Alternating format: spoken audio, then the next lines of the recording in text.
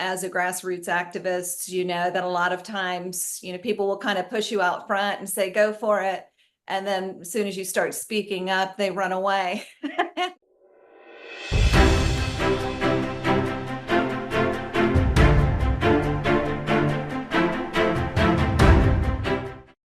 Hey, fellow patriots. This is Kelly Jackson. Today, I am super honored for a couple of reasons.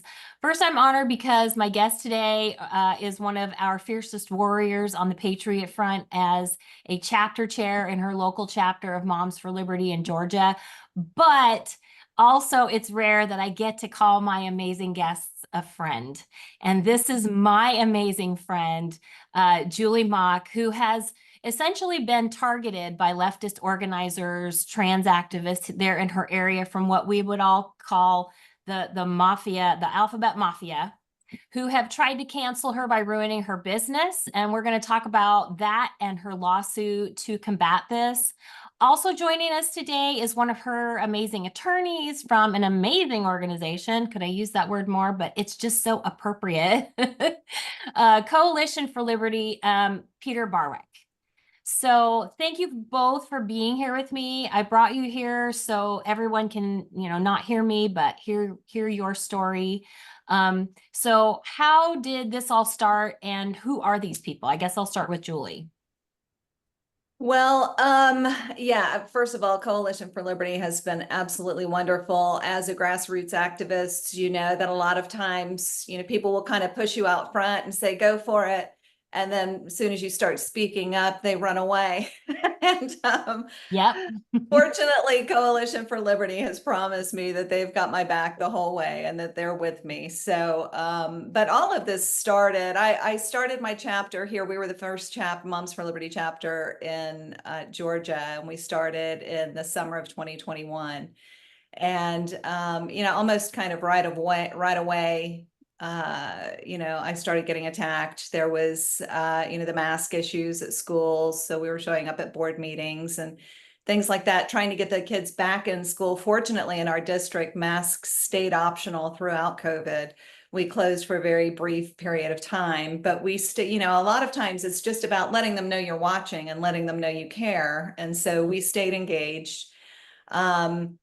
And during that time, over some mass comments that I made, my broker got attacked by these, I don't know at the time that they were necessarily trans activists, but just left-wing activists. Yeah.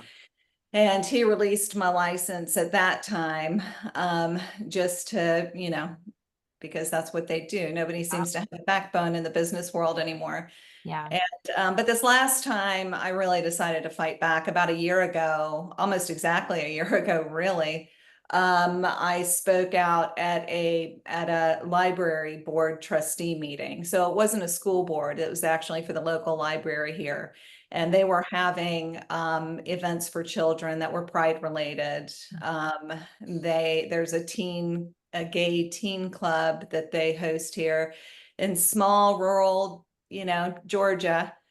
And they marched the kids in the pride parade of an adjacent county. There were a lot of really inappropriate book displays in the children's section and an inappropriate book reading that was a RuPaul book. And a lot of people started reaching out to me, saying, what can we do? This is not a reflection of the community that we live in. And, they saw it as a problem and didn't want their children obviously exposed to it. And so I spoke out at this meeting, and there were, gosh, over 100 people there. I don't have the exact count, but quite a few signed up to speak. Only about less than 15 were actually allowed to speak. I was one of the speakers. And it kind of throughout, my public comments, I was jeered at and shouted down, and it was a very hostile environment to be at. And then immediately after that, certain trans activists started reaching out to my then broker, and asked him, told him that, I was a homophobe and, all these other things. So He got in touch with me and said that he would help me find time or give me time to find a new broker, but that he was going to have to release my license. So, and then shortly after that, one of the activists who stood behind me pretty much through the whole library board meeting and filed an ethics complaint with the Georgia Association of Realtors and lied in the complaint, saying that I said something that I did not say. They accused me, she accused me of saying that everybody in the LGBTQ community were pedophiles. And that's not at all what I said. It's not at all what I believe. I did say that that the plus goes on to be inclusive pedophiles. Yeah. And, that's a lot of people believe that, and there's a lot of information out there to support that. Well, So and that would be because of the legitimizing of pedophilia by calling them minor attracted persons. exactly, correct, right. So that's kind of where it all began. And here we are. Like I said, I reached out to Coalition for Liberty and they helped me through. So. Yeah. So that leads me to Peter. So what are the claims that the lawsuit is basically predicated on? Can you break those down for us in relatively layman's terms? I have a 1L education, so I might understand what you're saying, but not all of our listeners do. So could you break it down for us as simply as possible, what those claims are and what you think Julie's chances are insofar as the adjudication process? Certainly, yeah, I'd be glad to. Just a quick word about Coalition for Liberty. We were started a few years ago. We're a nonprofit based in North Carolina. And the gentleman who started it had the experience of his children being expelled from a private school where he lives in Charlotte, North Carolina, on account of raising questions regarding a change of direction at the school where it began to become more woke. And Doug Turpin is the president and founder of Coalition for Liberty, and he began to ask questions along with other parents, and in response, essentially the school, expelled his children as a way to send a signal to other parents that, hey, if anyone else, interested in asking questions, they're trying to suppress, dissent, essentially, and intimidate. So that experience was eye-opening for Mr. Turpin in realizing, what degree of influence of these ideas was, even in the context of the private school in the city where he lived, and the school where it was the only school his children had gone to. So it was a bit shocking, I think, to Doug to experience that, and he realized this is a real problem. We've got to do something. We can't just sort of stand by and watch these things happen without trying to challenge what's going on. And so that's what we tend to establish Coalition for Liberty. So we're focused on wanting to, among other things, provide pushback against cancel culture as a way to deter this type of behavior. If there's no consequence, people are going to continue doing these things, right? Yes. And sadly, that's largely been the case. I think in a way, it's understandable that people have a degree of fear, because of some of the tactics that are used by particularly the left. I mean, leftist activists, in seeking to attack those who would question or challenge certain views or practices or policies, etc. So anyway, Coalition for Liberty, part of our focus is to support those who have been targets of cancel culture, and we do that not by bringing litigation ourselves, but by helping to retain counsel and fund any necessary litigation to challenge behavior that is that crosses legal boundaries, essentially. So that's Julie's situation is a classic case, really. And what we have in this case is a situation where there were two different activist individuals that were involved, contacting her broker, actually two different brokers that Julie had in the course of this. And then also one of whom filed this false ethics complaint. And so we are charging violation of something called the Georgia Uniform Deceptive Trade Practices Act, which basically, prohibits someone in the course of their business from interfering in the ability of another person to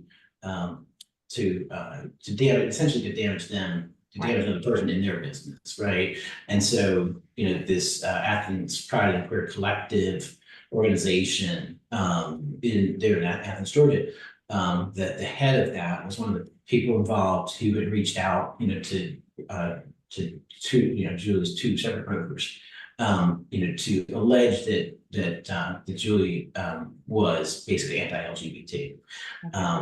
And that was not a true statement, and it was, it resulted ultimately in Julie losing her job for a period of time, because she was dropped by a broker, and you can't sell real estate in Georgia if you're licensed as an elder broker. So it had the effect of causing her to lose her job. So that was a violation, we're alleging, of the Georgia Uniform Deceptive Trade Practices Act. And then we're also alleging tortious interference with a business relationship and libel against one of these activists, Fiona Bell, who is a male to female transgender person who goes Female to male. Oh, sorry, female to male.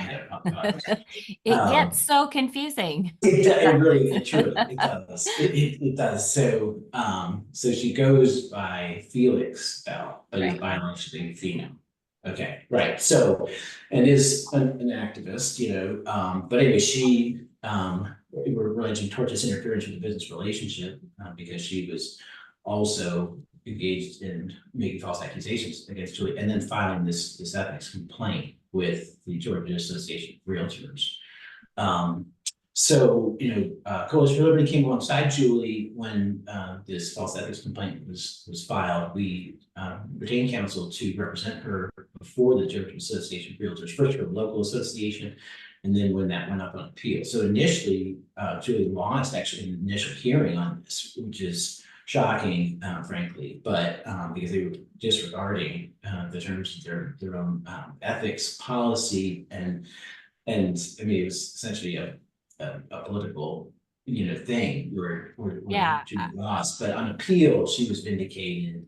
And we were gratified to see that. On the other hand, she had been damaged by these false accusations, and this is illegal behavior. So we have now come alongside Julie, for purposes of helping bring suit against those responsible. Yeah, when I read the initial report, I was reading along and I'm thinking, surely they're not going to, and I gasped like out loud when I read what they did. I'm like, what? It just absolutely, it made no sense. And it was all based on people's, feelings. Right. And not actual facts, or, whether or not those things were actually true, or that the definitions of the words that they were using are the actual definitions of the words. Right. And that is, I think, where we have gone so sideways in our culture, is they've redefined everything. So they control the words, you control the minds. And that's where we are now. So how have these defendants responded thus far? Do they have any of the usual suspects representing them, like SPLC, who, as we all know, have targeted Moms for Liberty and classified us as a hate group? What is their response to the filing of the suit? I'm not sure that they've actually even been served yet. Okay. So we're not sure that they've received service. It was filed, it'll be 2 weeks tomorrow. Okay. That it was filed. So we haven't, we're getting discovery ready and that type of thing. Right. I'll let Peter speak to that, but it's been pretty quiet. Well, I would say it's been pretty quiet since it's been filed, but that's not true, because I've been harassed at an entirely different level since we filed the lawsuit and the first media came out. Yeah. So have you? I don't think so you've received. Yeah, sorry, go ahead, Peter. No, go I ahead. was just going to say, I don't think we've seen a formal response as yet, and it may be because there hasn't been formal service. I think the attorney who's representing Julie here formally in these proceedings, Jonathan Vogel, would be able to confirm that definitively, but I'm not aware that there's been yet a formal response. So Okay. So, but once the media hit, you started getting harassed because you're sticking up for yourself. Is that Right, generally? right, right. We're not allowed to do that. Oh, So you yeah, can't I make just this up. started receiving messages on Facebook. I've been doxxed on Facebook. Oh my I gosh. started receiving text messages that were very strange. One actually had a bird's eye view of my home and said things like, I'm in the basement and, Oh this my pool is so refreshing, gosh. as though they were actually in my home. So I did get the police involved, and we did file a police report on that. But those types of things, and those are not new to Moms for Liberty members.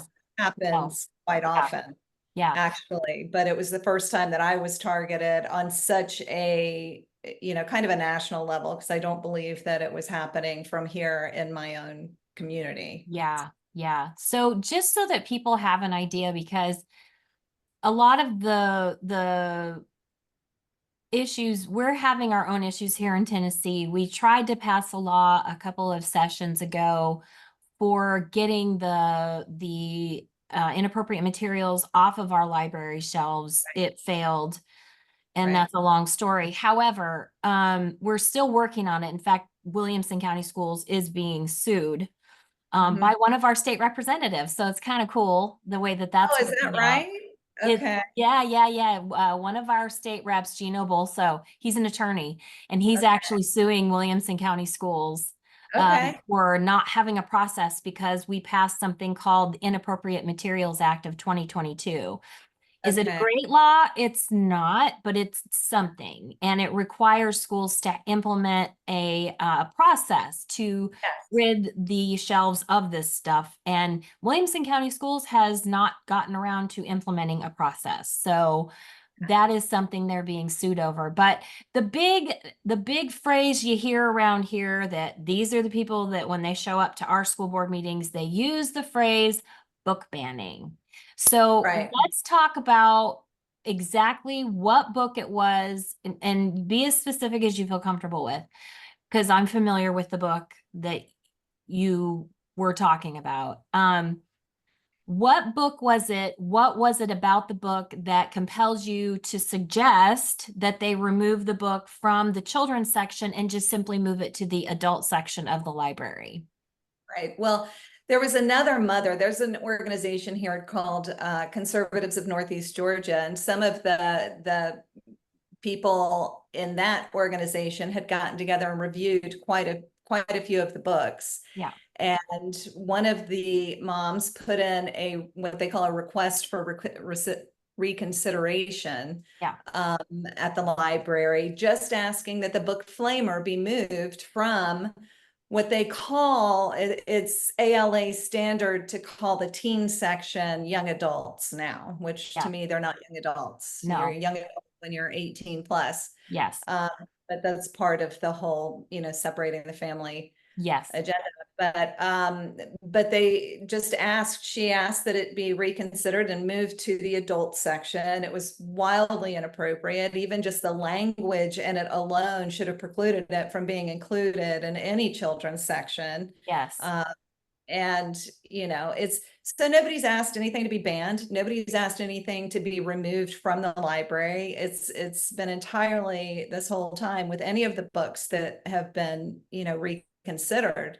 They've asked it to be moved to the appropriate section, something that's more age appropriate.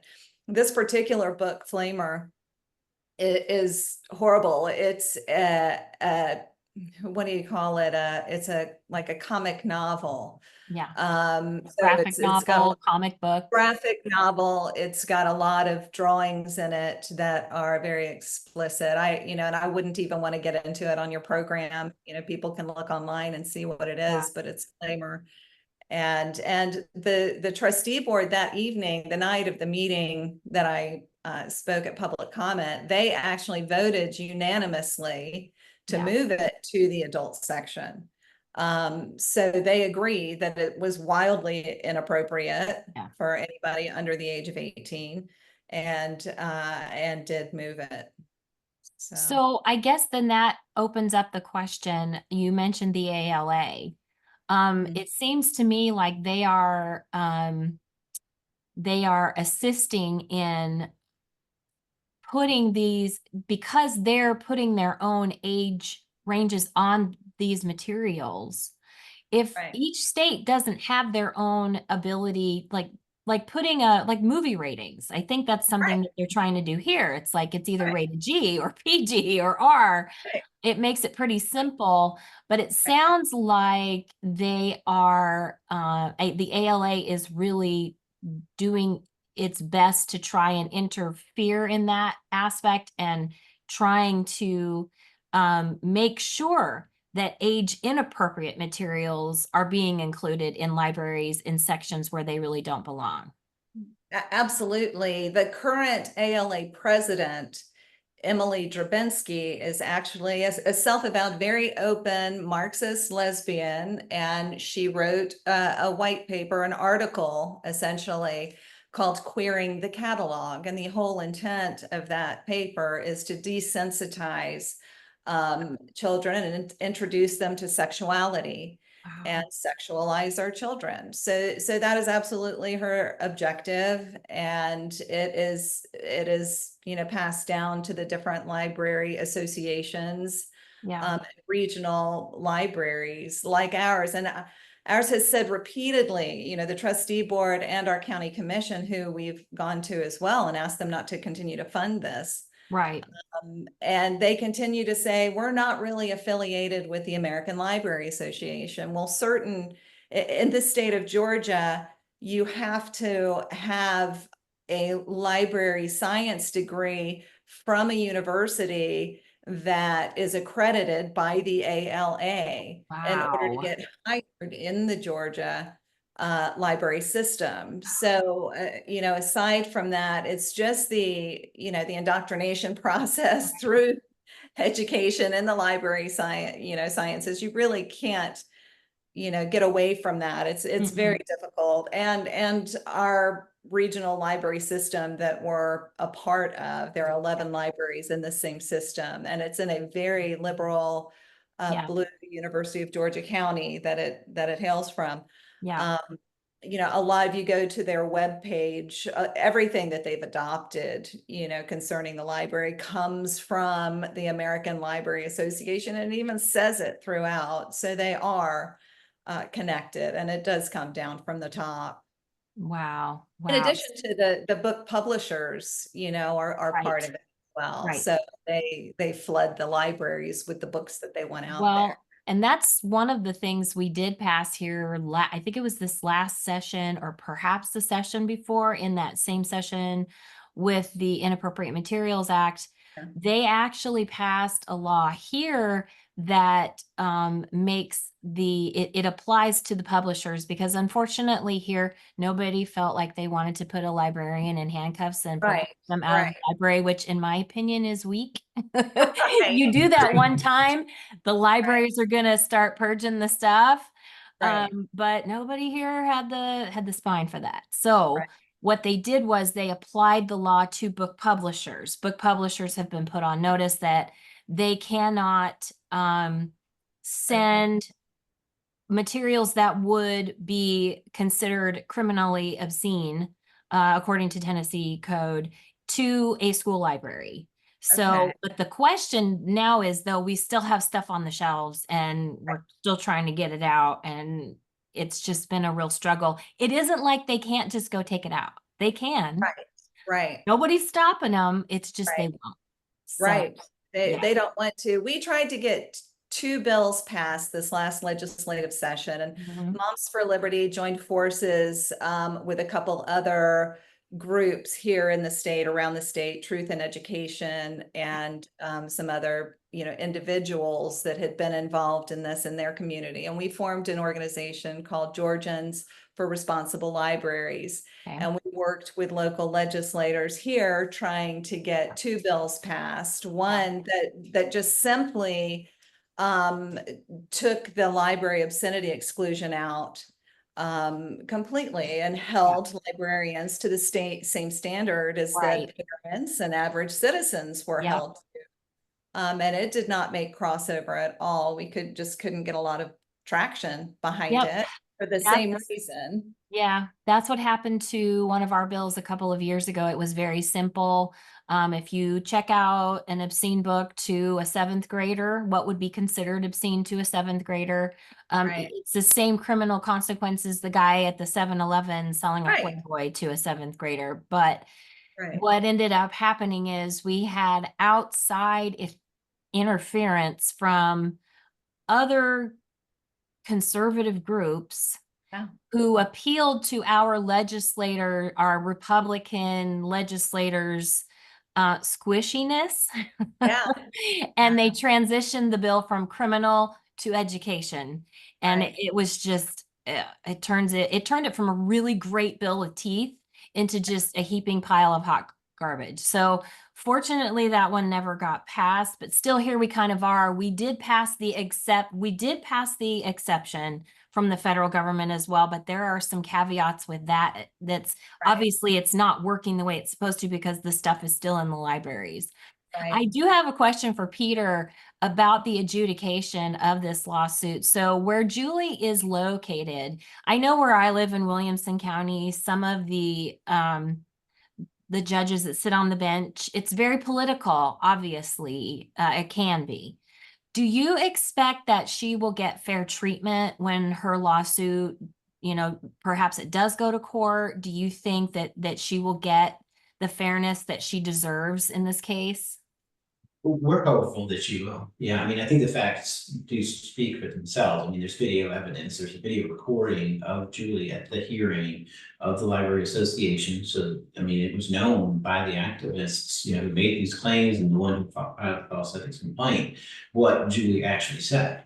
Yeah. So it was made with knowledge as to the falsity of what was being alleged. Right. She did not say that all LGBT are pedophiles. She said there are those who would go under the plus in the LGBTQIA, whatever it is today now, acronym, but those who refer to themselves as non-attractive persons who would fall within or who would claim to be within that, right? That's basically what she said. It was not directed at the entire LGBT movement or community, but they, they misrepresented her remarks, knowingly for purposes of damaging her economic, relationship, with her broker, and for the purpose of basically getting her fired, Yeah. And so yeah, I think,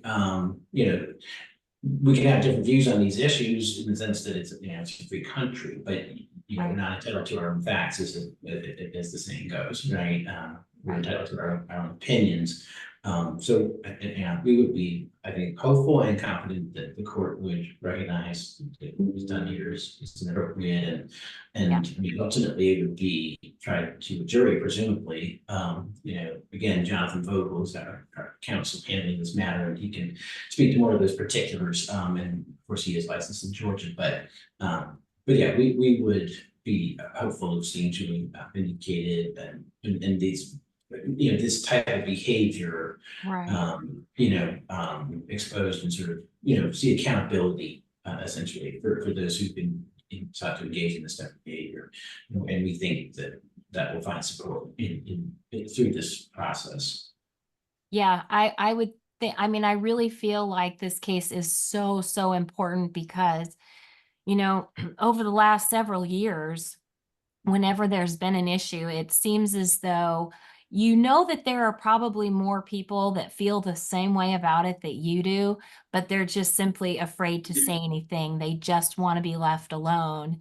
And I think it's important for people to see examples of other people standing up, and even under that persecution, our system doing what it's supposed to do, which is Yes. protect its citizens and their ability to live their lives how they see fit, of course, within the confines of the law.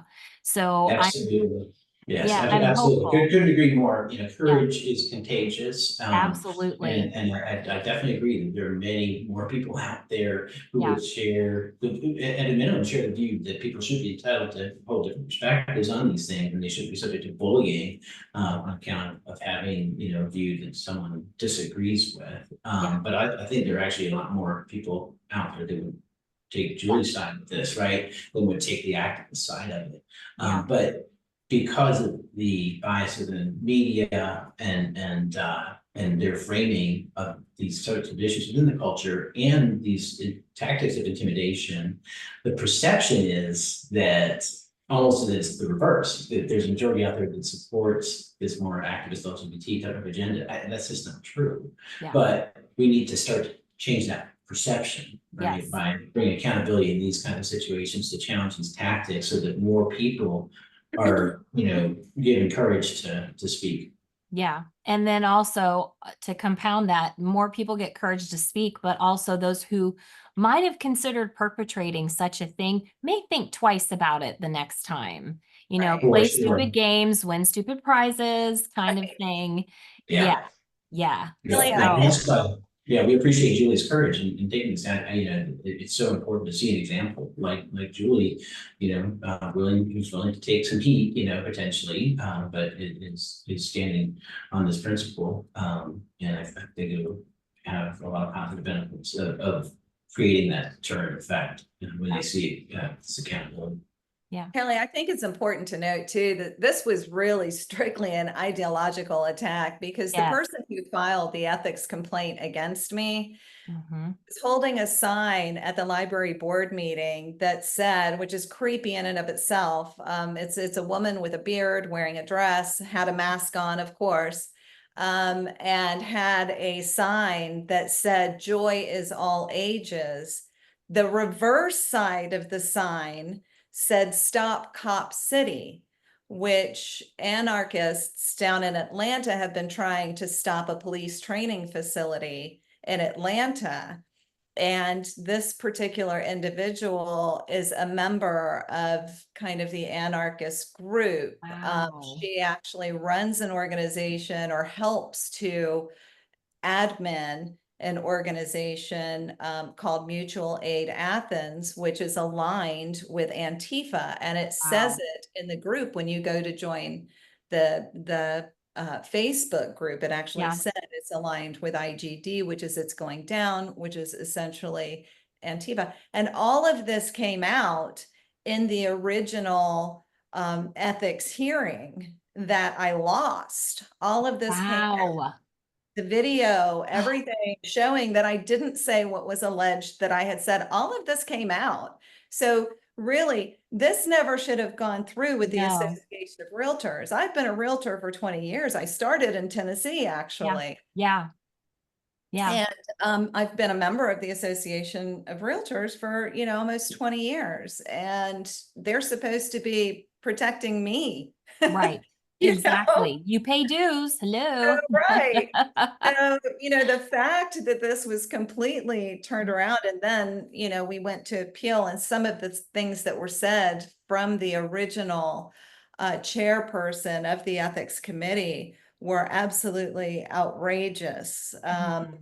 One of the things that was said is that pedophiles are a protected class, you know, because it's a sexuality.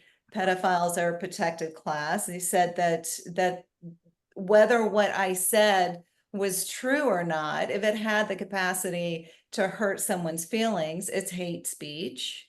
And it hurt somebody's feelings, therefore it's hate speech. And then they said also that the context in which I said it, the fact that I was standing up at a library board trustee meeting, speaking with the board on behalf of trying to protect children, did not matter. That context didn't matter. I could be shouting, you know, slurs and epithets from a street corner, and that would Mhm. have the same effect according to this chair of the ethics committee, as what I actually did. It was really mind-blowing. So that leads me to a question about liability for them. I mean, they're the ones who actually executed the what it was that the activists were asking for, and it was based on flawed logic, is there any kind of liability that they would have as well?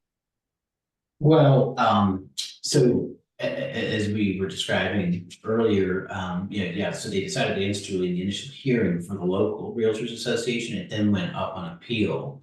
And righted it. Julie was cleared on appeal. Okay. And so the basic, and I don't know if that was, as far as the distinction between that initial hearing, which was at the local level versus, was it considered being state level for the Realtors Association on appeal?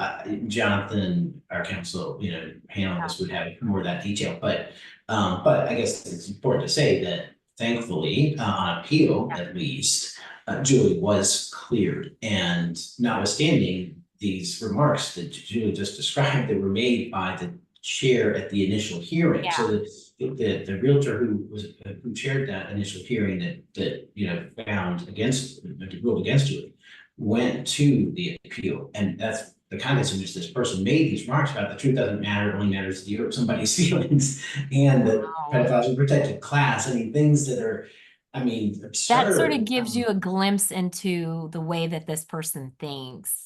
That's Right. Well, right, and that's, yeah. And a lot of people think, and I would say too, the National Association of Realtors is a private organization. So, what we as citizens have to be very careful of is giving away our rights under these codes of ethics. We have to be careful. We have to know what's going on in these organizations that we join, and stop allowing them to steal our speech through these hate speech caveats. Yes. And another thing is, a lot of people have asked me, are you going to see your broker? And I said, no, in fact, I would fight for his right to be able to hire and fire whomever he pleases. Yes. Do I wish he had a backbone? Absolutely. Yeah. Do I think that they need to start standing up for people like me and not, essentially, I feel like I have a choice. I can either stand up for children or I can be a realtor. And that's not right. And that's completely the opposite of what our founding fathers, had hoped this country would be. Yes. So, because they sacrificed so much in the beginning because they didn't have those protections. They wanted us to have those protections. And here we are giving them away. We have to be careful with what we're giving away. Read the codes of ethics. See if it's something you want to sign up for. And, be diligent in trying to stop them, because, it's in somebody else's hands. Who defines hate speech? Whoever is in charge at the moment. Yeah. It's worth noting that, the activists have been at work seeking to modify codes of ethics, right? To impose essentially, leftist view on individuals who are members of the relevant association, in this case, the Realtors Association, right? There's been an effort to try to govern, like under the auspices of that professional association, to govern people in their private capacities, right? So that Julie's going as a mom to this library board meeting and making very reasonable remarks in the context of asking that this sexually explicit book be moved to the adult section. And for that, she's being brought up on charges before the professional association. When it wasn't anything involved with a real estate transaction, it was Julie in her capacity, individual capacity as a citizen. Right. But there has been an effort to modify these codes of ethics to try to reach people's private, their words and behavior outside of professional context, right? Just as individuals. So that's an attack on the freedom of every American. And it's being done in the context of a private, organization. So we have to be a lot more alert to diligent. To the methods that are being used by the left, sadly, to try to infringe on people's rights of speech and rights of conscience, even you could say, as it relates to these codes of ethics. I mean, this is a problem in the medical field.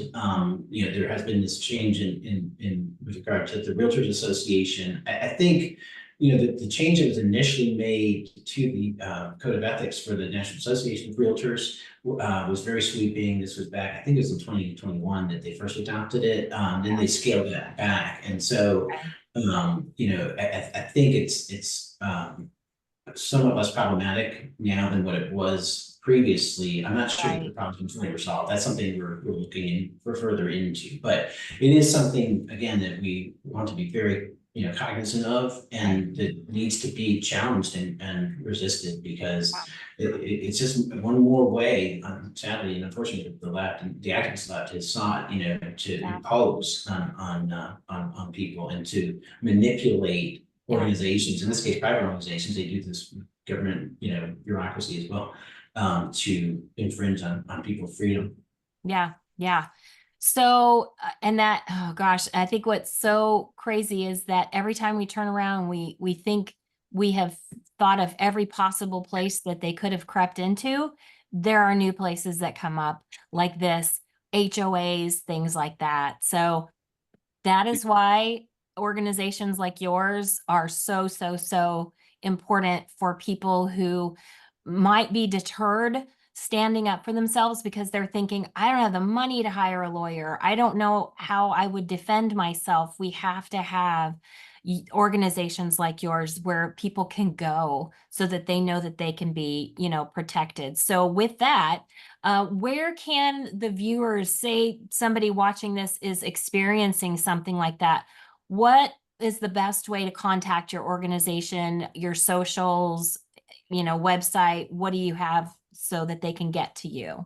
Yeah, coalitionforliberty.com. They can reach us there, and there's a way for you to contact us, send an email, inform us of if you've been a target of cancel culture in some form or fashion and need help navigating that.